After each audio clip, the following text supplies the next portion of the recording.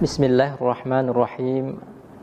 Assalamualaikum warahmatullahi wabarakatuh.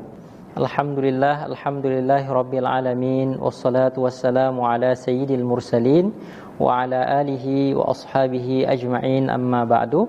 Pemirsa yang dirahmati oleh Allah Subhanahu wa taala, dimanapun Anda berada, semoga Allah Subhanahu wa taala senantiasa memberikan rahmat, inayah dan anugerahnya kepada kita semua. Amin ya rabbal alamin. Pada kesempatan kali ini kami akan sedikit berbagi tentang materi aurat seorang perempuan.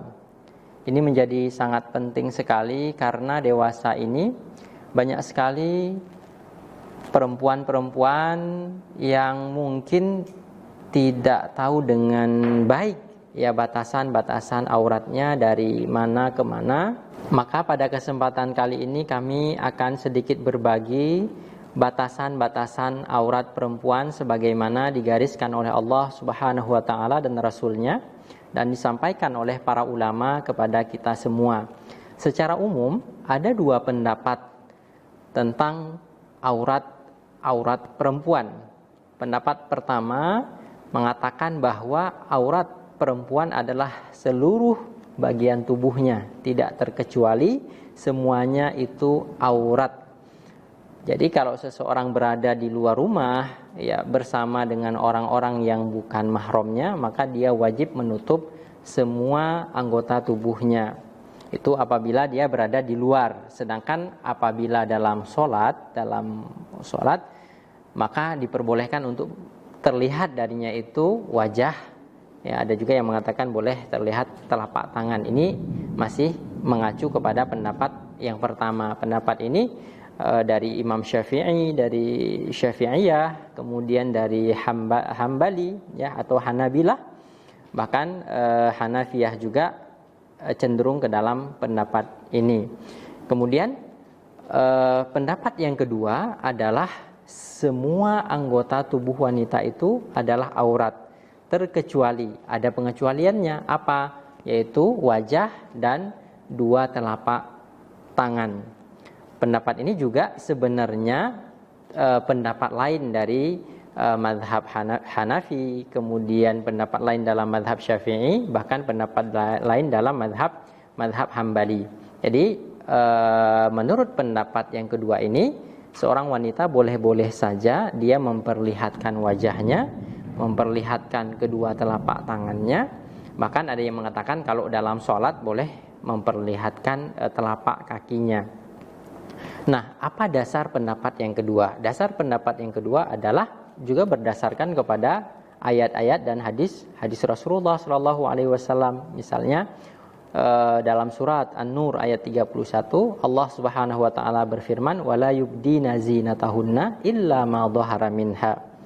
Allah Subhanahu wa taala melarang perempuan memperlihatkan zinahnya, ya, keindahannya, kecantikannya, illa ma dhahara minha, terkecuali apa yang terlihat dari mereka. Seluruh anggota tubuh wanita itu adalah zina, perhiasan, ya, sebuah kecantikan, maka tidak boleh diperlihatkan kecuali yang terlihat.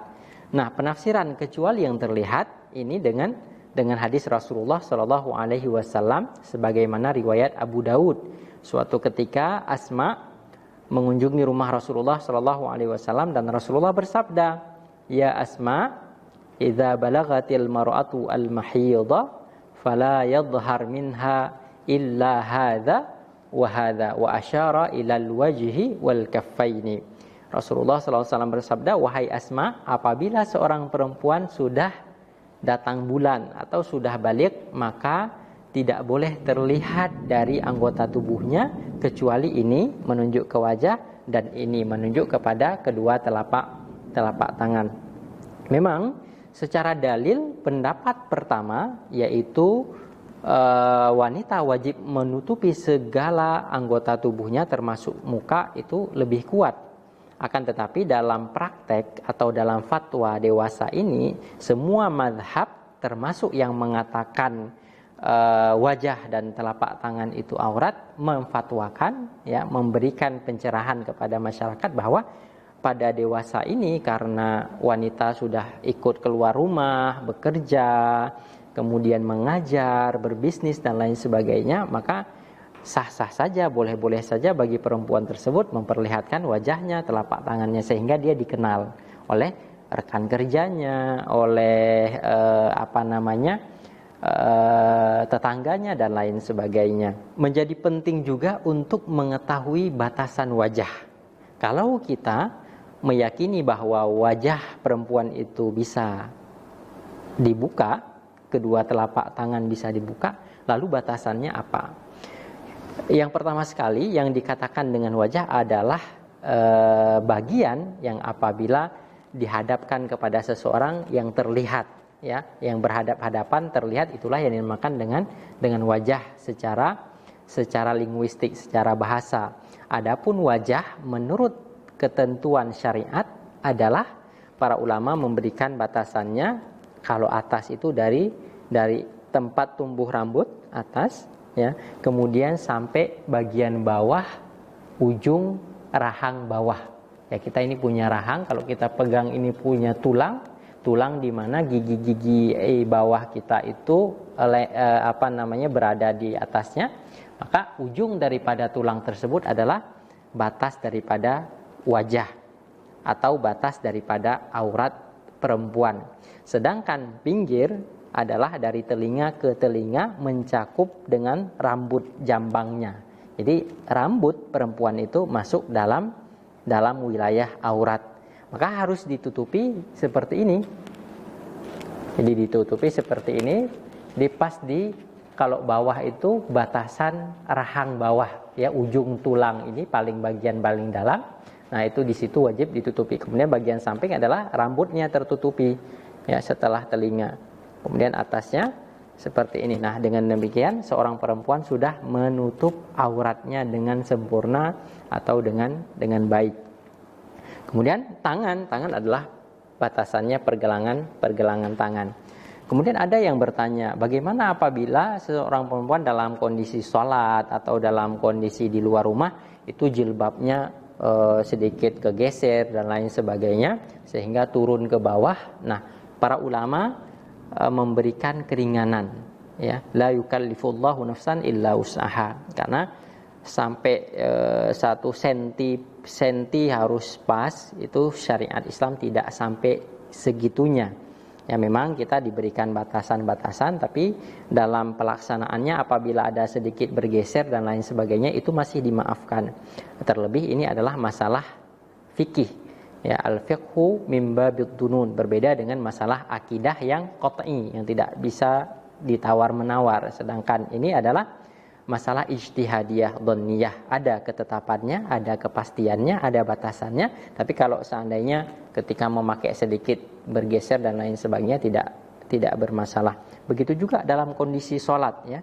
Kondisi sholat berarti seseorang yang memakai mukena sampai bawah sini, ya, masih pada ujung rahang bawah, itu sudah sempurna dalam menutup auratnya. Insyaallah sholatnya sah, diterima oleh Allah Subhanahu wa ta'ala. Terakhir, menjadi penting juga bagaimana pakaian yang dikatakan atau layak dikatakan menutup aurat.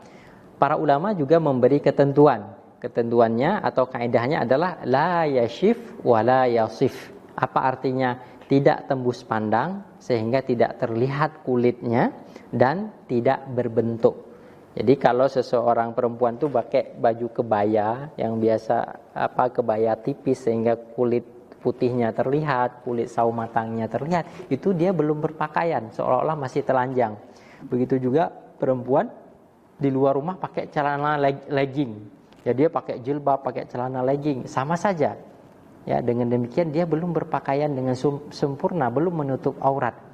Jadi tidak diperbolehkan bagi seorang perempuan untuk memakai pakaian yang tembus pandang. Tidak boleh juga memakai pakaian yang berbentuk, ya, pakai baju lekuk-lekuk tubuhnya terlihat, itu tidak diperbolehkan karena itu kondisinya adalah tidak menutup aurat. Apa tadi ketentuannya? La yashif wa la yasif, tidak tembus pandang dan tidak berbentuk.